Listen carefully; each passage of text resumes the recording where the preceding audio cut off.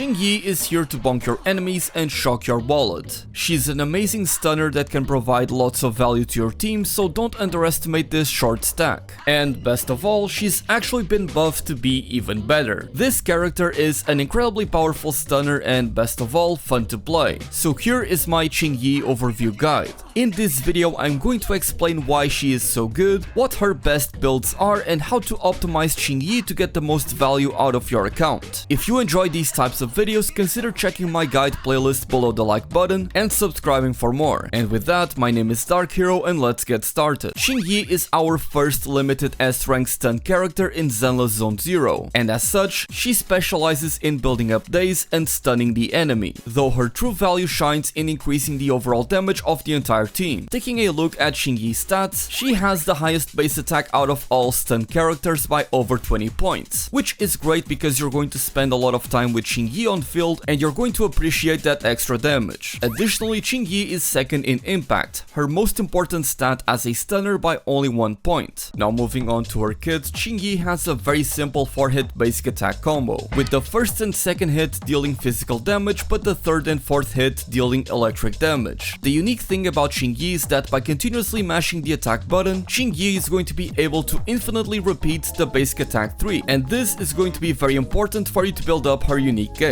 And once you stop mashing the button, Qingyi will perform her basic attack 4. Now if you hit the enemy a certain number of times with basic attack 3, Qingyi's basic attack 4 will be modified to deal more damage. This will be indicated by a flashing light letting you know when it's okay for you to let go of the attack button. And once you complete a full basic attack combo, Qingyi's basic attack 1 will be modified to deal more damage. Now as for Qingyi's unique gauge that you can see indicated below her icon, hitting the enemy with electric damage will build up Qingyi's unique gauge, the flash connect voltage. And so repeatedly hitting the enemy with Qingyi's basic attack 3 will allow you to quickly build up flash connect voltage. Once Qingyi's flash connect voltage is above 75%, the meter will turn gold and you can now hold basic attack to perform the enhanced basic attack Enchanted Moonlit Blossoms. This is a flurry rush of 4 attacks with a finishing strike at the end where Qingyi's staff glows golden, and you really want to nail that final hit. Keep in mind that you can cancel this early, and if you correctly time the finishing strike just before you are attacked, you'll want to max out your flash connect voltage gauge to then use the enhanced attack, not just because it builds up days faster, but also because of the value it provides to the entire team. And with that, we move on to Qingyi's core passive. Now this is a wall of text, but it's actually pretty simple. Basically, each time Qingyi lands the finishing strike with Enchanted Moonlit Blossoms, the attack where the staff glows golden, she will apply 5 stacks of subjugation to the enemy. You can apply up to 20 of these stacks, and each of them will increase the stun damage multiplier on that enemy by 4%, so up to a maximum of 80%. This was actually capped at 60% before, but it was actually buffed, which is very cool. That being said, you are not entirely relying on the finishing strike to apply all 20 of these subjugation stacks. As I stated before, the Enchanted Moonlit Blossom is a flurry of rush attacks, and each of those rush attacks are going to apply 1 extra stack. Additionally, if you perfect dodge with the finishing strike, you're going to gain 10 additional subjugation stacks. So nailing down the timing on the perfect dodge for the finishing strike really is going to help you accelerate the process of building up those stacks. And because you would normally kill all of the normal and elite enemies by simply doing this against them, the number of subjugation stacks that you gain against normal or elite enemies is actually doubled. So you will still be able to hit the cap even against the weaker enemies. And this core passive is a huge damage increase for your entire team, as increasing the stun damage multiplier by 80% is going to change the default stun damage multiplier of 150% all the way up to 230%. That is a massive damage increase, especially for burst DPS characters that like to come in only when the enemy is stunned and then load all of their kits at once. Looking at you and your bakery Juan. And finally, whenever the target recovers from being stunned, all of the stacks are going to be reset. So given that Qingyi gets all of this value for the entire team out of using the finishing strikes to build up these stacks, she is evidently going to be spending a lot of time on field. However, do not worry, because you can actually build up her flash connect gauge pretty quickly, as by using a dodge counter, Qingyi will leap into the air and perform a downward strike dealing electro damage. And what's more is that you can actually follow up the dodge counter with Qingyi's basic attack 3, which again is what we want to use to build up the meter as quickly as possible. And as for Qingyi's EX special attack, the Moonlit Begonia, Qingyi will leap into the air launching a series of strikes, then followed up with a powerful downward smash that is going to deal a lot of electro damage. And much like with the dodge counter or Ellen's EX special, the Moonlit Begonia can be directly followed up with Qingyi's basic attack 3. So again, you have another alternative to quickly get into the basic attack 3 to build up her gauge very quickly. Keep in mind that this EX special can be held down for an enhanced version that instead of requiring 60 energy, will now cost 80 energy with the added benefit of dealing extra damage and building up more days, though it doesn't seem to be very cost effective as you ultimately want to get into the basic attack 3. Though if you are full of energy, then go ahead and use the enhanced version. It should also be noted that Qingyi's defensive assist, the graceful embellishment, is actually the highest days percentage for a parry out of all of these stunned characters at a massive 514% days multiplier, which means that if you happen to have a different character on field and parry with Qingyi, you're still going to be very effective. Finally, as for Qingyi's ultimate, it has an amazing animation, though naturally you want to save up the ultimate for your main DPS. And as for Qingyi's additional ability, the 3 verses of Farewell at Yang Pass, this is what makes this character such a universal pick, because as long as you have one attack type character on your team, Qingyi's additional ability is always going to be active, which will not only increase Qingyi's days buildup, but will also increase her attack to deal more damage, which is going to be great for her because again she's going to be spending a lot of time on field. And naturally you can also trigger the additional ability by having a character of the same faction on the team. So when we get to the team section, you're going to see that we have a lot more different options, and I would argue that this is one of the most compelling reasons to summon for this character. Now when it comes to Qingyi's Mindscapes, there's actually a couple of standouts, and as it turns out, Qingyi's M1 is actually very impactful, as whenever Qingyi enters combat, her gauge is going to be maxed out from the very beginning, not to mention that the accumulation rate is going to be increased by 30%. Additionally, when using the enhanced basic attack Enchanted Moonlit Blossoms with the flash connect voltage at maximum, you will be reducing the enemy's defense by 15% and increasing Qingyi's crit rate against that enemy by 20% for 15 seconds. And honestly, this Mindscape is pretty insane. We previously talked about Qingyi's limitations, how she doesn't have any sort of defensive shred, and her M1 actually offers that for 15 seconds, on top of give you max gauge at the start of combat, which is going to allow you to use the Enchanted Moonlit Blossoms right away. So you'll be able to deal more damage with Qingyi because the enemy's defense is going to be reduced, and the time it takes for you to fully stack Qingyi's passive is going to be reduced because you start combat with the enhanced basic attack. So this is genuinely a very powerful Mindscape. And her M2 is also quite powerful, as it is going to increase the stun damage multiplier to 135% of its original value for each stack of subjugation that you apply. This used to be 133%, but it was actually buffed. Additionally, whenever Qingyi reaches the maximum stacks of subjugation on an enemy, she's going to deal 15% more days against that enemy to make it easier for you to stun the target if they are not stunned already. Naturally, increasing the stun damage multiplier is going to be very powerful, especially given how Qingyi can hold up to 20 stacks of subjugation. So again, we have a very impactful Mindscape, although we may be entering the territory of overkill. But as usual, you don't really need to go for any of these Mindscapes. The character is going to function more than properly as is, though if I were to recommend one of them to go for, it would certainly be the first one. And now it's time to talk about Qingyi's best build. We're going to be covering what I believe to be the best W engine options for her, as well as her drive discs and the stats that you should optimize. And let's start with the W engines, and naturally her signature W engine, the Ice Jade Teapot, is going to be the best in slot option for her, as whenever Qingyi uses a basic attack against an enemy, she will gain 1 stack of Terrific, and each of these T stacks are going to increase Qingyi's impact by 0.7%, stacking up to 30 times for a 21% impact increase lasting for 8 seconds, with the duration of each stack being calculated separately. And whenever Qingyi has more than 15 of these T stacks, she is going to increase all of the squad members' attack by 20% for 10 seconds. Now this W engine has sadly been nerfed, or rather it was mistranslated by the official ZCZ account, as it used to say that it would increase the overall team damage by 20%, lasting for 10 seconds, but now it's only the attack that is increased by 20% and not the overall damage. Still, I do believe that this is a very powerful W engine for a stunned characters, especially those that like to hit the enemy a lot of times, as again it provides you with impact percentage as one of the main stats, which is very important for a stunned character, character, and this effect might actually be pretty fast to be stacked on someone like Lycaon or even Anby. Still, it's a shame that it's not damage percent, but I do believe that this is a very powerful option. As for alternative W engines, the S-rank Restrain, the Lycaon signature W engine, is also going to be a very powerful option, as by simply hitting the enemy you're going to be able to increase not only the damage but the days from your basic attacks all the way up to 30% at max stacks, even at S1. It's not going to grant a team-wide buff, but it is certainly going to be a very powerful option for Qingyi. My next recommendation is going to be the A-rank W engine, the Steam Oven. As for every 10 energy that is accumulated, you'll be able to increase your impact by over 25% at max stacks at S5, and this W engine also provides you with some energy regen, which is naturally going to help you accelerate the process of building up Qingyi's unique gauge. Now, my next recommendation would be Koleda's signature W engine, the Hellfire Gears. Now, I'm not too inclined to recommend this one because its unique effect grants the user energy regen whenever they are off field. But again, with Qingyi, you're going to be spending a lot of time on field.